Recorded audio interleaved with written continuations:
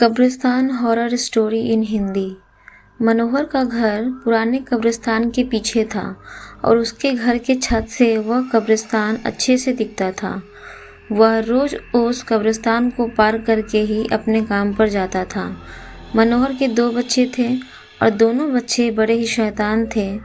बड़े बेटे का नाम रॉकी और छोटे बेटे का नाम विकी था। एक बार गर्मी की छुट्टियों में रॉकी और विकी की बहन सोनिया भी आई हुई थी। तीनों मिलकर रात के लगभग 12 बजे एक रूम में ट्रूथ और डेयर खेल रहे थे। रॉकी सोनिया से पूछता है कि तुम ट्रूथ लोगी या डेयर।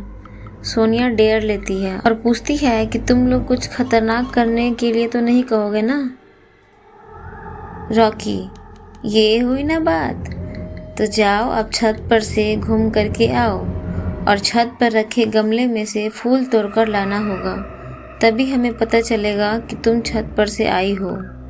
सोनिया, छत पर से तो कब्रिस्तान दिखता है, नहीं मैं नहीं जाऊंगी।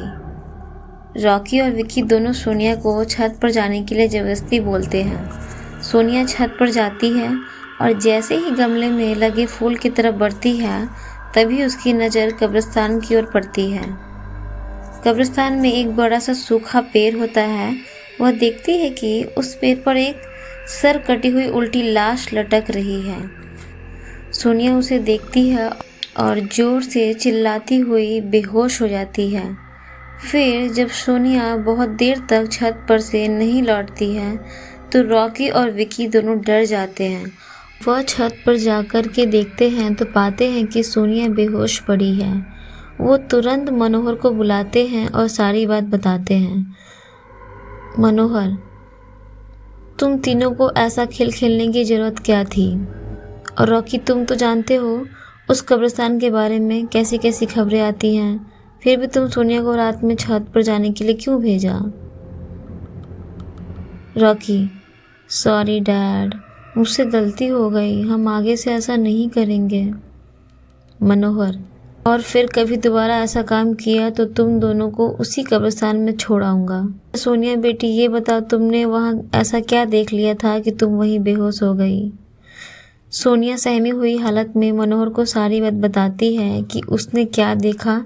मनोहर ने उस कब्रिस्तान के बारे में ऐसी खबरें पहले भी सुनी हुई थी, इसलिए वह सोनिया को डांटता नहीं है और बच्चों को संभल कर रहने की सलाह देता है। एक दिन मनोहर को काम से छुट्टी मिलने में देर हो जाती है और उस दिन उसे ऑटो भी नहीं मिलता है। वह पैदल ही घर की ओर चल पड़ता है। इधर विक्की और रॉकी दोनों आपस में बात करते हैं।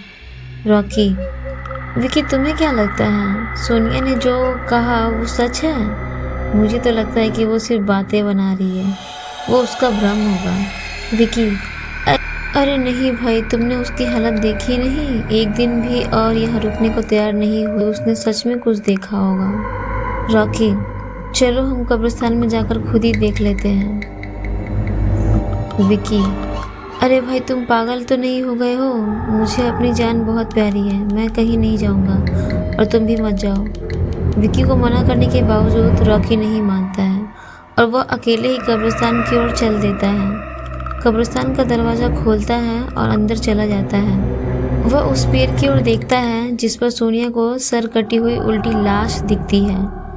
रॉकी खड़े होकर उस पेड़ की ओर देखता है और तभी एक अदृश्य हाथ उसके पैरों को पकड़ लेता है। रॉकी डर जाता है और जोरों से चिल्लाने लगता है, बचाओ बचाओ, छोड़ दो मुझसे गलती हो गई, मैं फिर कभी यहाँ दोबारा नहीं आऊँगा। दूसरे कोने पर एक कब्र होती है जो कि खुली हुई होती है। उसके ऊपर खून लगा हुआ होता है। वह अदृश्य हाथ रॉकी को खींच कर लाते हैं और उस कब्र में ढकेलने की कोशिश करने लगते हैं। रॉकी चिल्लाता है, छोड़ दो, मुझसे गलती हो गई, मैं फिर यहाँ कभी नहीं आऊँगा, मुझे मत मारो, मुझे जाने दो। मनोहर काम से पैदल घर पहुंचने वाला ही होता है। जैसे ही वह कब्रिस्तान से गुजरता है उसे रॉकी की आवाज़ सुनाई देती है। मनोहर, ये क्या? ये तो रॉकी की आवाज़ लगती है, ये तो कब्रिस्तान से आ रही है, मुझे जा कर के देखना चाहिए। मनोहर कब्रिस्तान में चारों ओर देखता है लेकिन रॉकी कहीं नहीं दिखाई देता है। वह घर लौटकर आ जाता है और विक्की से पूछता है कि रॉकी कहाँ है। विकी।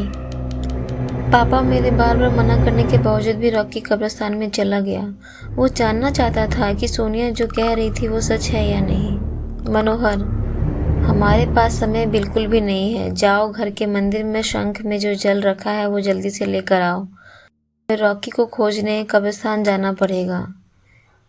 विकी वो जल लेकर आता है। मनोहर और विकी कब्रिस्तान में जाते हैं। मनोहर जल छिड़कता है, फिर उसे किसी घसीटने का निशान दिखाई देता है।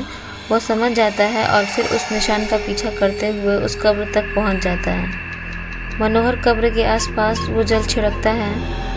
कब्र से अजीब अजीब सी आवाज़ें आती हैं। विकी बहुत डर जाता है। मनोहर, मुझे लगता है कि श्रापित प्रेत आत्माओं ने रॉकी को इस कब्र के अंदर कैद कर लिया है। हमें जल्द ही इसे निकालना होगा।